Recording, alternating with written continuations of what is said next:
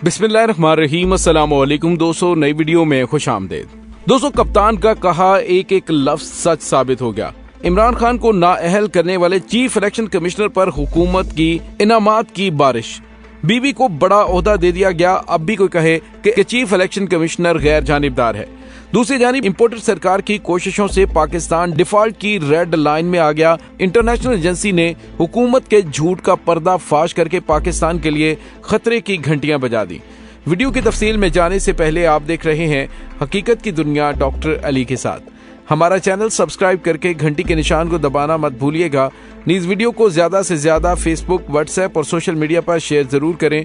Share और like करने के साथ साथ कमेंट बॉक्स में पाक फौज जिंदाबाद, पाकिस्तान पाइंदाबाद और पाकिस्तान के गुमनाम हीरोज को सलाम का नारा कमेंट जरूर कीजिएगा। दोस्तों, एक तरफ तो हुकूमत की जानिब से पाकिस्तान के अंदर नफरत की सियासत को हवा दी जा रही है, जबकि दूसरी जानिब हुकूमत ने पाकिस्तान को तबाही के दहाने पर ला खड़ा किया है। इस वक्त अपनी तमाम तर तवज्जो पाकिस्तान को मुश्किल हालात से निकालने की बजाय पाकिस्तान में दहशतगर्दी के मुकदमात दर्ज करने और इमरान खान का रास्ता रोकने और उसकी बढ़ती हुई मकबूलियत को रोकने पर तमाम ताकत सर्फ की जा रही है।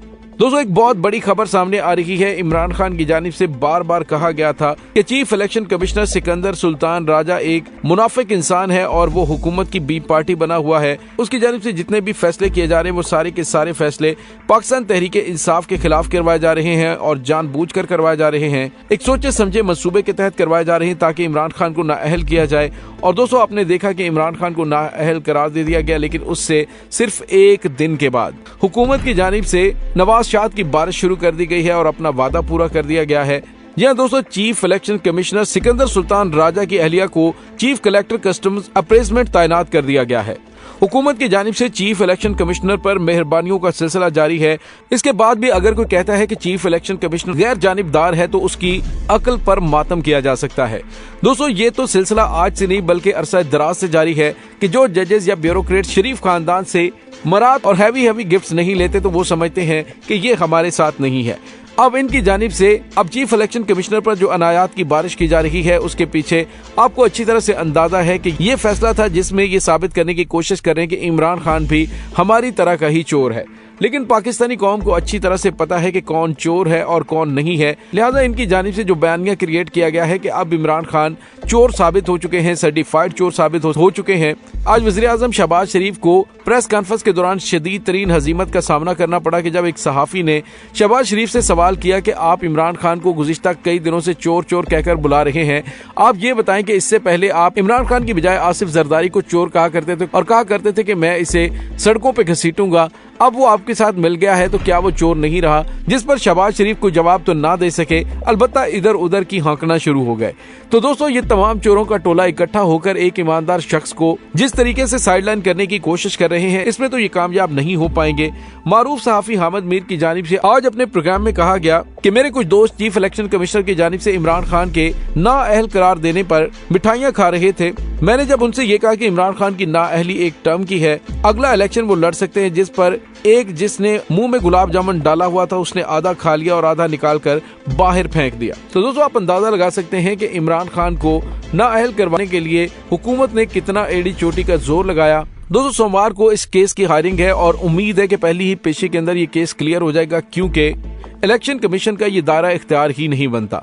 इलेक्शन कमीशन का दर्जा एक ट्रिब्यूनल का है और ये कि कमीशन को नीम अदालती इख्तियारात हासिल होते हैं, जिसके तहत कमीशन ऐसे मुकदमात सुनने का मजाज है। इलेक्शन कमीशन के फैसले से इमरान खान न सिर्फ अपनी नशिस्त से महरूम हो चुके हैं बल्कि ज़िमनी इंतखाबात में जीती जाने वाली तमाम 6 की 6 नशिस्तों से भी नाअहल हो चुके हैं।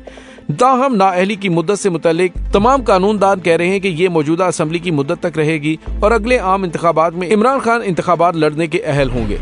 दोस्तों, दूसरी जानिब आपको ये बताते चलें कि पाकिस्तान फेटफ की ग्रे लिस्ट से तो निकल गया, लेकिन पाकिस्तान पर मुसल्लत की गई इस हुकूमत ने पाकिस्तान के डिफॉल्ट का मुकम्मल इंतजाम कर रखा है। आज एक खबर सामने आई है कि आलमी क्रेडिट एजेंसी फिच ने पाकिस्तान की डिफॉल्ट रेटिंग जारी की है, जिसके मुताबिक पाकिस्तान को हाई लेवल डिफॉल्ट का खतरा है। बज़ाहिर इस खबर को बिल्कुल नॉर्मल लिया जा रहा है, लेकिन माहिर इक्तिसादियात जानते हैं कि CCC+ फ्रॉम बी नेगेटिव होता क्या है। इससे होता यह है कि पाकिस्तान को हाई लेवल डिफॉल्ट का खतरा है, यानी रेड लाइट जल चुकी है।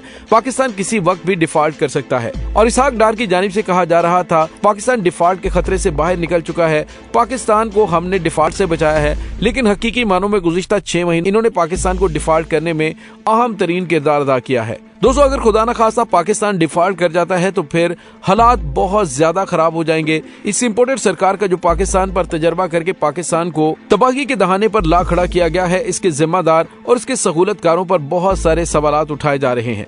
दोस्तों, दूसरी जानिब आपको ये भी बताते चलें कि बिलावल और शहबाज शरीफ साहब की जानिब से कहा जा रहा है कि अमेरिका ने पाकिस्तान को फैटफ की ग्रे लिस्ट से निकाला। शहबाज शरीफ कह रहे हैं कि जनरल बाजवा ने निकाला है, लेकिन 22 करोड़ आवाम कह रही है कि इमरान खान और पाकिस्तान की मुसल्लह अफवाज की मुश्तरका कोशिशों से पाकिस्तान ग्रे लिस्ट से निकला है। दोस्तों, दूसरी जानिब आपको ये बताते चले कि आजम सवाती ने जेल से रिहा होने के बाद प्रेस कॉन्फ्रेंस की है, जिसमें उन्होंने चीफ जस्टिस ऑफ पाकिस्तान को बराह रास्त मुखातिब करते हुए कहा कि चीफ जस्टिस साहब कहीं ये बरहना करके तशद्दुद करने वाली आग के शोले अदालतों तक न पहुंच जाएं और किसी जज को बरहना करके तशद्दुद का वाकया हो जाए। अगर आप हम पर इस तरह की जिनसी तशद्दुद पर इंसानी हुकूक की पामाली देखकर भी नोटिस नहीं लेते तो आपको इस कुर्सी पर बैठने का कोई हक नहीं है। जबकि दोस्तों, दूसरी जानिब इस्लामाबाद पुलिस ने जिस तरह से MNA साले मोहम्मद खान के साथ इंतहाई तज़ीक अमेज बर्ताव किया है, इससे पूरे पाकिस्तान के अंदर खास तौर पर बहुत ज्यादा सवालात उठाए जा रहे हैं और अदलिया से कहा जा रहा है कि आखिर सुमोटो एक्शन क्यों नहीं लिया जा रहा। इस्लामाबाद पुलिस ने MNA साले मोहम्मद खान की तस्दीक करते हुए उनके गले में तख्ती डालकर तस्वीर बनाई। दोस्तों, यहाँ पे सवाल ये पैदा होता है कि क्या इज्जत सिर्फ शरीफ खानदान की है, दूसरे किसी की कोई इज्जत नहीं। हुसैन नवाज की जब नायब इंक्वायरी के दौरान तस्वीर बनाई गई तो उस पर कहा गया कि उनकी तस्दीक की गई है, ये गलत है, ये बहुत ही नाकाबिले बर्दाश्त चीज है। लेकिन इस्लामाबाद पुलिस की जानिब से आजम सवाती को जिस तरह से तस्दीक का निशाना बनाया गया, जिस तरह से शहबाज गिल पर तशद्दुद किया गया, जिस तरह से अब MNA साले मोहम्मद खान के साथ तस्दीक में सलूक किया गया जैसा कि दहशत गर्दों के साथ भी नहीं किया जाता। दोस्तों, हुआ एक्चुअली ये था कि गुज़िश्ता रोज इलेक्शन कमीशन दफ्तर के बाहर चलने वाली गोली PTI के MNA साले मोहम्मद के पुलिस गार्ड से चली थी। उस पुलिस एहलकार को हिरासत में ले लिया गया है। इलेक्शन कमीशन के बाहर पुलिस एहलकार से गोली चल गई थी, जिसके बाद उसे गिरफ्तार किया गया और PTI के MNA साले मोहम्मद के पुलिस गार्ड से चलने वाली गोली के बाद एहलकार को तो गिरफ्तार किया गया, लेकिन इसके साथ ही साले मोहम्मद को भी गिरफ्तार कर लिया गया। यानी आप अंदाजा लगाइए कि इनकी जानिब से किस किस्म की सियासत की जा रही है। दूसरी जानिब मुस्लिम लीग नून के रहनुमा शाहनवाज रांझा ने कातलाना हमला करने वालों के खिलाफ थाना सेक्रेटेरिएट में दरखास्त दे दी है।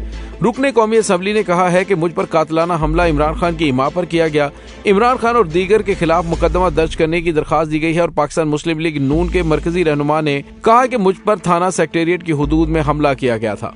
दोस्तों, इस तमाम सूरत हाल के बारे में आपका क्या कहना है, कमेंट सेक्शन में अपने ख्यालात का इजहार जरूर कीजिएगा।